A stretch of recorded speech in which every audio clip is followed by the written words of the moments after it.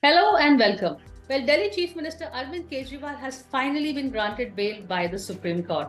Now, what will the impact of this be on the national politics? For one, as the BJP is very quick to remind us, the conditions of the bail are very interesting. He has been given bail, but also the court has asked him not to go to the Chief Minister's office and not to sign any files. He is to be restricted to his home. So then, should he step down as Chief Minister? That is actually what the BJP really wants. So far, Arvind Kejriwal has refused to resign even when he was behind bars, so it's pretty unlikely that he's going to be resigning now. But well, with Kejriwal, expect the unexpected. In terms of the liquor scam, all the accused are now out on bail. Whether it is K. Kavita, whether the TRS leader, or whether it is Manish Sisodia, Arvind Kejriwal himself, Sanjay Singh, everybody has got bail. Where does that leave the case in terms of optics? Of course, the BJP says, look, the charges still stand. He hasn't been exonerated. All that he's got is bail. But regardless of that, bail is a very important legal step. And in terms of optics, we have we will have Kejriwal roaming large. Will he then be campaigning in the Haryana Assembly? Because that is a political job. That's not a governance administration job. So nobody can stop him from doing politics. Will he be then campaigning in Haryana?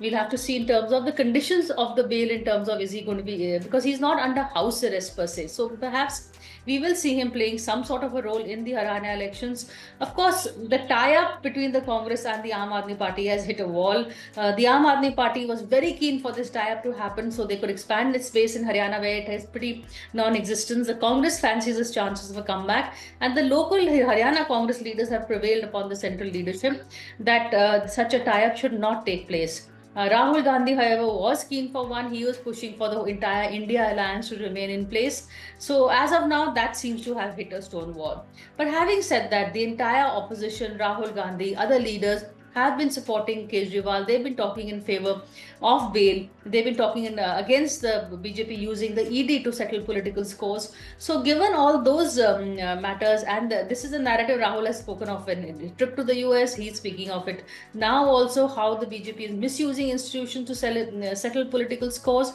So that is something that narrative will be picked up in the Haryana and Maharashtra elections, and Arvind Kejriwal will sort of become an example of how the BJP misuses institutions to settle personal scores. In terms of Arvind Kejriwal's own politics, now we know his wife, Sunita Kejriwal, has sort of been managing things for him behind the scenes. She doesn't have a party constitutional post, but she was the star campaigner in the Lok Sabha elections, and she is really the one holding the party together, at least until Manish Sisodia came back, and also running the government.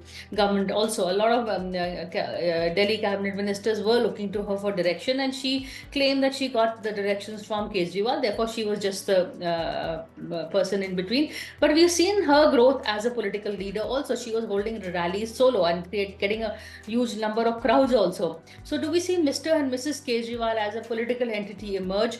We'll see, because Kejriwal, the Aam Aadmi Party, sorry, has been really a one-man party with perhaps one and a half man. Manish Sisodia gets somewhat of a say. He's the second most important man. But after Sunita Kejriwal has been stepped up, could she outshine Manish Sisodia? Will she become the number two point person? Will she continue active politics now that Kejriwal is out?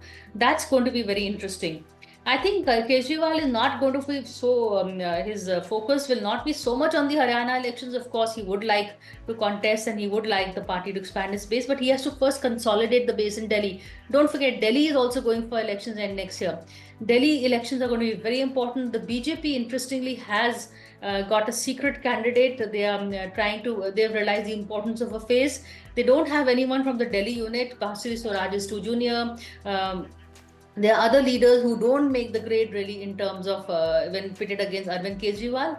But a little bird tells me, in fact, that's something I'm going to be dwelling upon more, that a former cabinet minister maybe is being groomed to take on the Delhi chief ministerial fight against Arvind Kejriwal. But that's for another day. In the meantime, we're going to be looking at the politics of Arvind Kejriwal, which has certainly got a fillip since his release from jail. And knowing Kejriwal, he knows so well how to spin a story. We're going to see a lot more on social media. He's going to again become active and take on the BJP, drive the narrative, whether he contests or not. But Haryana elections, Arvind Kejriwal's bail will be an issue definitely. So all in all, interesting days ahead. Keep watching this space.